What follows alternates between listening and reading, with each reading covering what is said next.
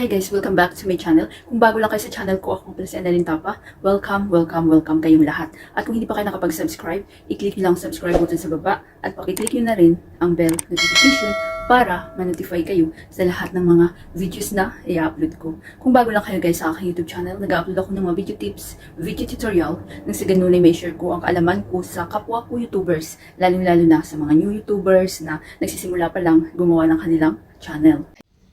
Hi guys, sa video na ito, i-share ko sa inyo kung paano ba maglagay ng voice over sa inyong mga video ngayong 2026 at ang gamit natin is CapCut. So, ang CapCut guys, napakagandang apps. Pwede siya sa Android, pwede siya sa iPhone. Ang gamit ko always is Android.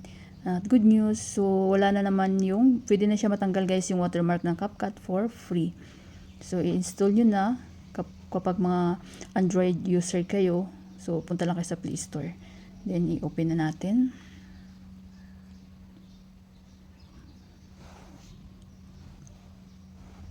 So, wait lang natin guys. So, dito na tayo sa loob ng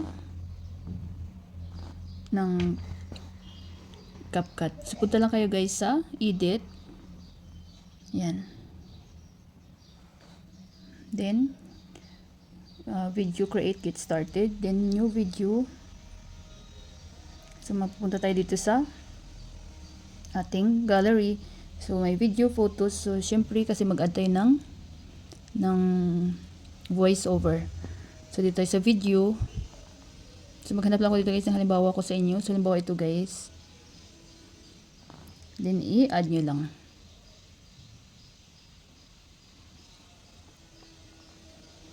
So, i-play natin.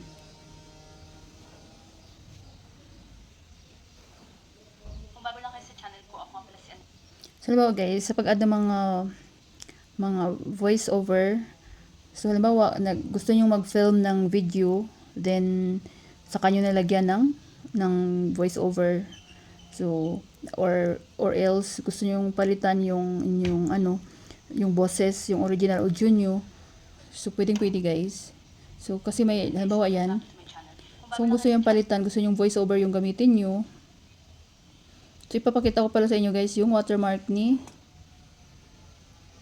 So, dati may watermark siya dito, di ba? Sa harapan, so wala na siya. So, tinanggal na nila dahil siguro, kunti na lang din yung gumamit kasi halos lahat may bayad na yung kanilang features. So, ngayon tinatanggal na nila pa unti-unti. Dahil maganda siya ang CapCut, kaya lang nung kasagsaran talaga, naging uso yung CapCut.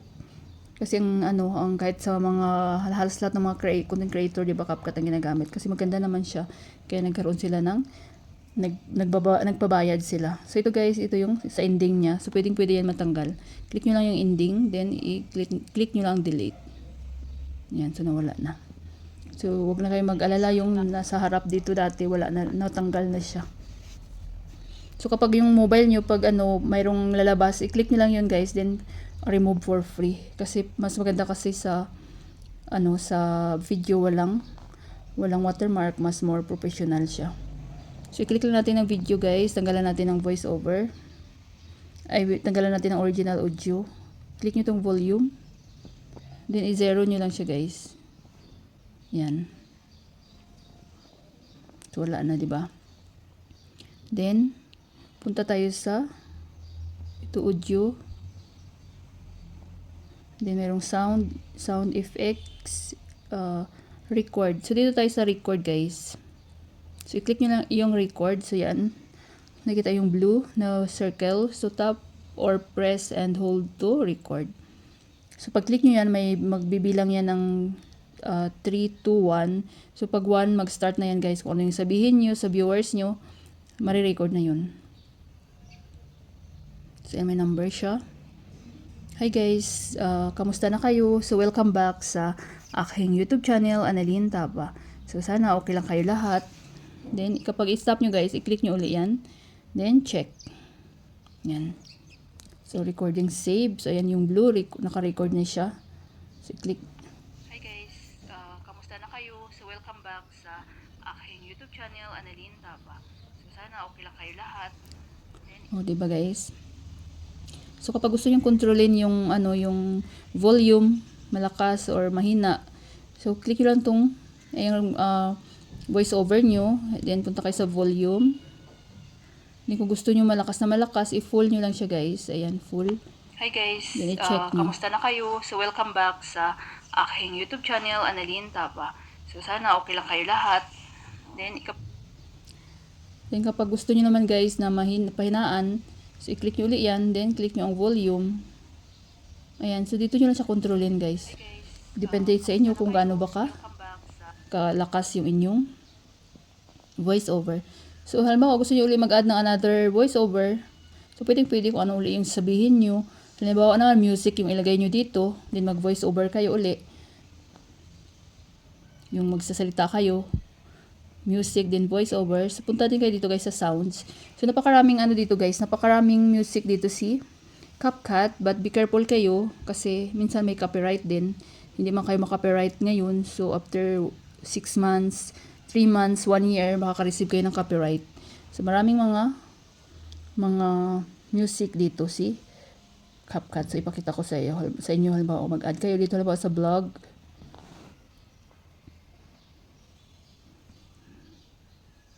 So, halimbawa lang ito guys ha. Halimbawa ito, chill and try natin to. So, naglo-loading siya. Click nyo lang itong plus. Ayan. So, ayan. Meron ng sound. So, halimbawa, kung yung music nyo, lagi itong tinatanong ng mga viewers ko. Halimbawa, di ba usually sa music kasi nasa 3 or 4 minutes siya. So, halimbawa, yung video nyo is nasa 10 or 15. So, ang gawin nyo guys, pakita ko sa halimbawa, wala na ditong music.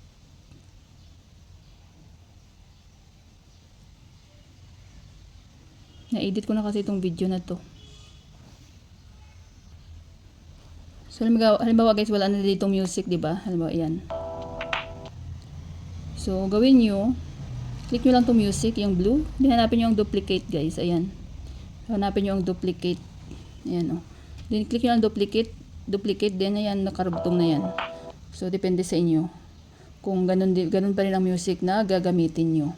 So, kapag lumapas naman yung music nyo, so, estimate nyo lang din kung saan. Kung hanggang saan yung video nyo. Then, i-click nyo lang and then i-split nyo lang. I-split, then delete nyo lang. Ayan. So, halimbawa, another video yung halimbawa, pwede kayo guys gumamit ng mga 2 music or 3 music sa inyong vlog, sa inyong video. So, tanggalin natin yung music. Ayan. So, super dali lang guys. Then, halimbawa guys, kapag mayroon kayong mga na-download na free music, so may tutorial ako guys kung saan makakakuha ng free music guys. So, panoorin nyo na lang sa aking tutorial playlist. But take note, pang YouTube lang siya. So, halimbawa naman may na-download kayong free music. So, dito nyo siya makikita guys. Click nyo lang tong sound. Then, hanapin nyo tong, i-click nyo tong parang folder. Yan.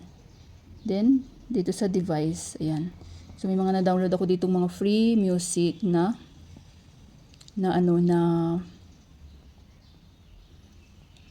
free, walang copyright. Halimbawa ito.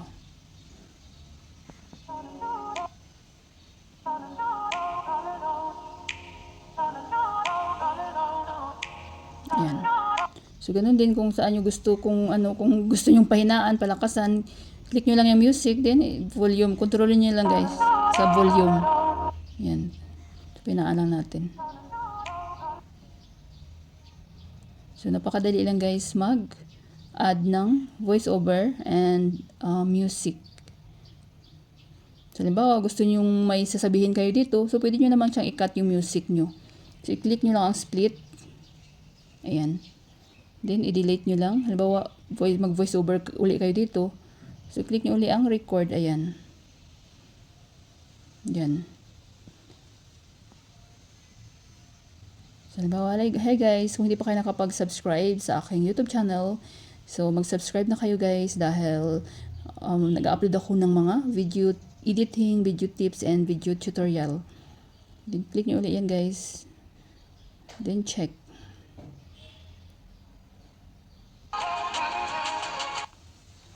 Hi guys, kung hindi pa kayo nakapag-subscribe sa aking YouTube channel, so mag-subscribe na kayo dahil nag-upload ako ng mga video editing, video tips, and video tutorial.